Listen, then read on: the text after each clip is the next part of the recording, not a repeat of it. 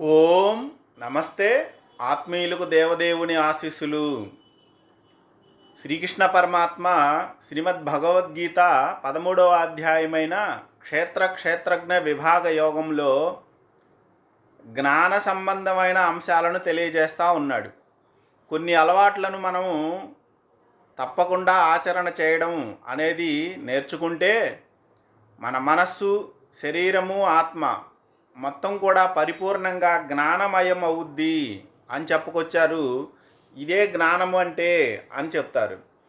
ఆ జ్ఞాన అంశాలలో 8వ శ్లోకంలో మరికొన్ని చెప్తా ఉన్నారు. అవేంటంటే ఆచార్య ఉపాసనం, శౌచం, ఆత్మ వినిగ్రహ అనే 3 అంశాలు చెప్పారు.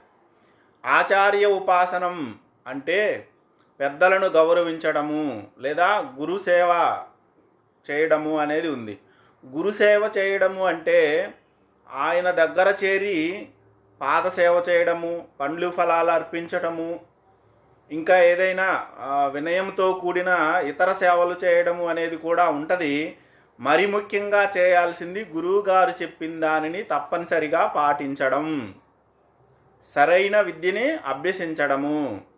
ఈ కలియుగంలో నిజమైన గురువుని వెతకడము, కనుగొనడం చాలా కష్టమైన పనిగా ఏర్పడింది.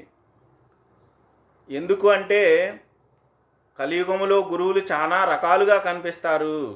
విద్యాబుద్ధులు చెప్పి మనం 10వ తరగతి, ఇంటర్మీడియట్, డిగ్రీలు పాస్ అయ్యేటట్టు చేసే పాఠాలు చెప్పిన ఆ గురువులేనా? లేదు మనకి కష్టాలున్నాయి అని తెలుసుకొని పరిష్కార మార్గాలు చెప్పేవాళ్ళు ఉంటారు, వాళ్ళు గురువులేనా? ఇలా అనేక రకాలుగా గురువులు ఉంటారు. ఈ గురువులలో మనలో ఉన్న అజ్ఞానాన్ని పారద్రోలి సత్యజ్ఞానాన్ని మనం అనుభవపూర్వకంగా తెలుసుకునేటట్లు మనల్ని ఎవరైతే ప్రేరేపణ చేస్తారో అతడు నిజమైన గురువుగా మనము తెలుసుకోవాలి. నిత్య అనిత్య వస్తు వివేకము కలిగించేవాళ్ళు, ఇది గురువు. ఇలా ఆచార్యోపాసనము అనేది మనము అలవాటు చేసుకోవడం వల్ల సత్యము అనే దానిలో మనం నిలకడగా నిలబడడానికి ఆస్కారం ఉంది. మాయకు లోబడకుండా సత్యం మీద నిలబడే అవకాశం ఉండిద్ది ఆచార్య ఉపాసనం వల్ల. తదుపరి శౌచం అని చెప్పారు. ఇది ఆంతరికంగాను బాహ్యంగాను ఉంటుంది. అంతర్బహిచ్చ తత్సర్వం అన్నట్లుగా బయట పరిశుభ్రంగా ఉండాలి, లోపల పరిశుభ్రంగా ఉండాలి.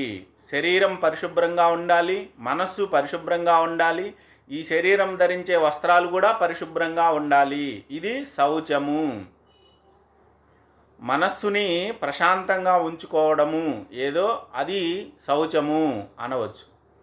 తదుపరి ఆత్మ వినిగ్రహ అన్నారు. ఆత్మ అంటే ఇక్కడ శరీరమును, మనస్సును తీసుకోవాలి. శరీరములో ఉండే జ్ఞానేంద్రియాలు, కర్మేంద్రియాలు, అంతఃకరణాలు, మనస్సు, బుద్ధి, చిత్తం, అహంకారం, ఇవి మన అదుపులో ఉండాలి. వాటిని నియంత్రణ చేయగలిగి ఉండాలా అని చెప్తా ఉన్నారు. అదే ఆత్మ వినిగ్రహము. ఇంద్రియ నిగ్రహణము అన్న, ఆత్మ వినిగ్రహము అన్న, మనస్సుని అదుపులో పెట్టుకోవడం అన్న, ఒళ్ళు దగ్గర పెట్టుకోవడం అన్న, ఇవన్నీ ఒకే కిందకు వస్తాయి. జ్ఞానేంద్రియ, కర్మేంద్రియాలను మనస్సుతో కలిపి అన్నింటినీ కూడా అదుపులో పెట్టుకోగలగడం, మన నియంత్రణలో ఉంచుకోగలగడము అనేది ఆత్మ వినిగ్రహము అంటారు. దీనినే ఏకాదశి ఉపవాసం అని కూడా అంటారు. ఇట్లాగా మనము ఇప్పుడు ఈ శ్లోకంలో చెప్పిన ప్రధానమైన 3 అంశాలు ఉన్నాయి. ఆచార్య ఉపాసనము, శౌచము, ఆత్మ వినిగ్రహము. వీటిని అలవాటు చేసుకోవడం వల్ల మనస్సు, శరీరము ప్రశాంతతకి గురై పరిశుద్ధంగా ఉండి జ్ఞానమయం అవుద్ది అని చెప్పడంలో ఎలాంటి సందేహం లేదు. అయితే మనము స్వచ్ఛందంగా ఆచరించి చూడాలి. శ్రీకృష్ణ పరమాత్మ చెప్పిన ఆ ఫలితాన్ని మనం పొందాలంటే ఆయన చెప్పిన ఆచరణ విధానాన్ని కూడా మనము తూచా తప్పకుండా పాటించాలా, మినహాయింపులు కోరకుండా. ఇది భగవద్గీత సందేశము. అందరికీ కూడాను పరమ పదము అయిన 4వ పురుషార్థమైన మోక్షానికి దారి. భగవద్గీత మోక్షానికి దారిగా మనం చెప్పుకోవాలి. ఎందుకంటే మానవ శరీర ధర్మశాస్త్రము నీ ప్రవర్తనని గురించి నిన్ను నీకు తెలియజేసేది. నువ్వు ఎలా ఉంటే ఏ దారిలో నడుస్తావు, ఏ దారిలో నడవకూడదు, ఏ దారిలో నడిస్తే ఎలాంటి ఫలితం నీకు లభిస్తుంది అన్న విషయాలన్నీ కూడా చక్కగా వివరించే గ్రంథం కాబట్టి భగవద్గీత చాలా శ్రేష్టమైన గ్రంథంగా, అందుట్లో చెప్పబడిన అంశాలు ఆచరణ యోగ్యాలుగా ఆచరించి తీరాలి ముముక్షు అయిన వాడు అని మనం అందరం తెలుసుకుందాము. అందరికీ స్వస్తి. ఓం నమస్తే.